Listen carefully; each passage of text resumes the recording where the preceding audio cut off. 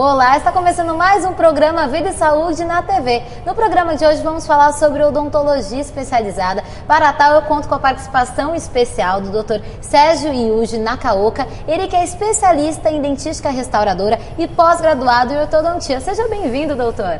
Tudo bem, Mariana? Tudo ótimo, doutor. Gostaria de agradecer a oportunidade de estar aqui no seu programa para esclarecer um pouco aos seus telespectadores o que a odontologia e principalmente a ortodontia ele pode estar fazendo pelos nossos pacientes. Doutor, o senhor atua há 13 anos na área odontológica. Eu gostaria que dividisse um pouco sobre a sua experiência no decorrer desse período, o que presenciou quando pensamos em avanços na odontologia. Bom, quanto aos avanços, foram inúmeros avanços, tanto em termos de materiais, de equipamentos, como em termos de técnicas de tratamento. E como se mostra a ortodontia atualmente? Bem, a ortodontia ele teve um grande avanço nesses últimos anos, em decorrência de um sistema novo que tem surgido e cada vez mais ele tem se difundido aqui no Brasil. Esse sistema se chama sistema de aparelhos autoligáveis, ou autoligantes.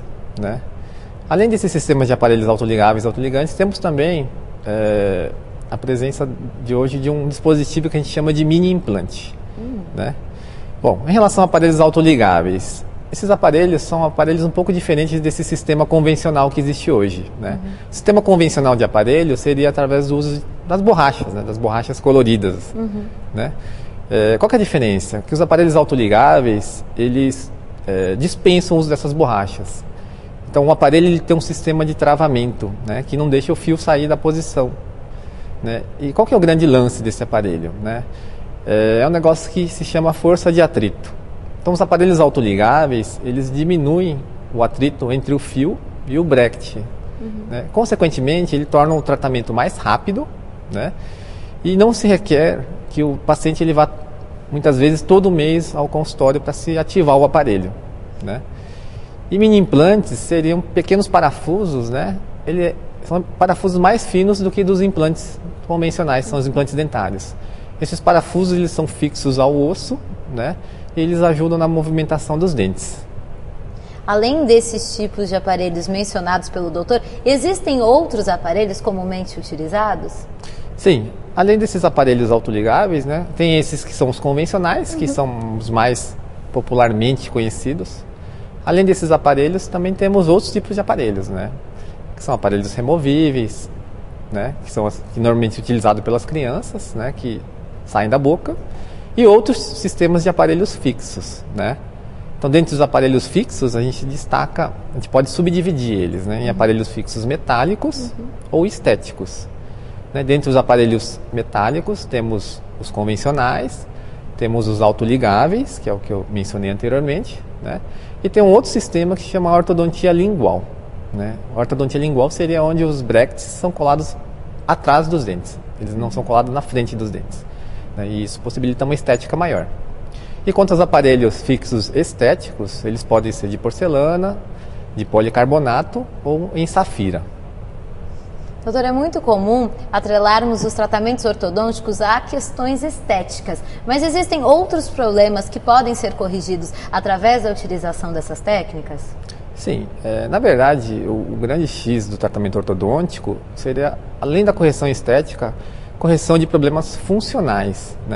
O que serão esses problemas funcionais? Não adianta você deixar o dente alinhado, bonitinho, se na hora de mastigar, o paciente ele não consegue mastigar direito. Então, o grande X sempre seria aliar problemas estéticos e conseguir corrigir também problemas funcionais. Quando a gente pensa em tratamento ortodôntico, é comum relacionar um tratamento a longo prazo. Por isso, o planejamento é fundamental. Qual é a importância que o doutor atribui ao planejamento no dia a dia do consultório? Bom, o planejamento, assim como o diagnóstico, são uma das fases mais importantes do tratamento. Então, num caso, por exemplo, que a gente vai pegar para fazer o tratamento, a gente precisa fazer um estudo prévio. Para que serve esse estudo? Para saber qual que é a conduta que nós vamos tomar, qual que é o tempo que vai demorar o tratamento, só para te dar um exemplo, Por exemplo, se nós formos fazer uma viagem, é diferente a gente sair para viajar, pegar o carro, pegar a estrada, para chegar a um determinado local. Se porventura nós fizermos um planejamento da nossa viagem, né, qual estrada que nós vamos tomar, né, qual que é a distância que nós vamos percorrer, quantos pedágios vamos passar, se iremos fazer paradas ou não, com o planejamento a gente chega ao nosso objetivo de uma maneira mais rápida, né? Na ortodontia acontece de maneira semelhante, né? Por exemplo, se pegarmos um caso que precisamos extrair um ou mais dentes, né? Pelo planejamento a gente determina, vamos extrair quantos dentes vamos extrair, por que nós vamos extrair um dente, né? E quais são as consequências dessa extração, né? Se nós soubermos tudo isso, o nosso tratamento ele fica mais previsível. Bom, Mariana, vou te dar um outro exemplo. Vamos supor que você perdesse um dente, né? Esse dente fosse o primeiro molar superior. Se você perdesse esse dente, qual que seria a primeira coisa que viria à sua cabeça? Colocar um implante no dente? Exatamente isso que eu pensei que você fosse falar. Né? Então, por que veio isso à sua cabeça? Para recuperar o componente dental perdido. Sim, mas porque implante é uma coisa que está em evidência no momento. Está difundido, sim. Né? Então hoje parece que quando você perde um dente, tudo é colocação de implante. Agora eu vou te fazer uma outra pergunta. Se nós fizéssemos um planejamento e determinássemos que nesse local, em vez de você colocar um implante, você montaria um aparelho, né, e conseguiria puxar o segundo molar para o lugar do primeiro molar e o terceiro molar para o lugar do segundo molar. O que você preferiria? Eu vou continuar tendo a função mastigatória da mesma forma. Sim, mas se eu te desse a opção, falar, Mariana... É menos invasivo reposicionar os meus dentes. Sim. Então eu falo sempre, né, que planejar é dar opções de tratamento ao paciente. Entendi. Pensando na complexidade dos casos e na expectativa dos pacientes que buscam o tratamento, como é isso para quem passa pela reabilitação? Divide um pouco da sua experiência falando sobre a expectativa e quando ela é atingida com o sucesso do tratamento. A expectativa também entra em planejamento, né? Porque o que se acontece hoje? O paciente muitas vezes ele cria uma expectativa e no final não é bem aquilo que ele encontra. Né? E tem como reverter ou diminuir essa diferença entre o que o paciente procura e o que é possível realizar? Sim, eu acho que se você esclarece desde o início, né, quais são as limitações de um determinado tratamento, que não é todo tratamento que vai ficar bonito esteticamente e funcionalmente falando, né? Então assim, eu acho que deve existir uma transparência em relação ao que o dentista ele conversa com o seu paciente, né? Justamente para isso, para que no futuro ele não se sinta frustrado, né, de realizar um tratamento e ele falar no final, nossa, não ficou do jeito que eu queria. Doutor, vamos falar um pouco sobre as novas tendências na odontologia e quais as suas apostas para os próximos anos. Bom, tendências para a odontologia, vou falar assim, que seria a criação e o desenvolvimento de novos sistemas de implante, né? Implante é uma coisa que está hoje na mídia, né? Mas eu acho que ainda algumas técnicas eles podem ser aperfeiçoadas, né? E na área da ortodontia eu aposto muito nessa área dos aparelhos autoligáveis, né? Que pelo fato dele diminuir o tempo do tratamento, de exigir menos consulta, menos idas ao consultório, isso faz com que as pessoas hoje, né, principalmente nos dias de hoje, que as pessoas têm um tipo de vida mais corrido, né? Se você tem a possibilidade de ir menos ao consultório, né, e com menos visita resolver o seu problema, eu acho que esse seria o caminho da ortodontia no futuro. O Brasil é um dos países que mais realiza procedimentos odontológicos. Na sua visão, podemos citá-lo como referência quando o assunto é odontologia? Bom, realmente o Brasil é um país, né, que assim, em termos de odontologia ele é muito conceituado no cenário mundial. Temos profissionais altamente capacitados, né, tanto em nível nacional quanto internacional, né? Esse é um ponto de vista, né? O outro ponto de vista seria o seguinte, né?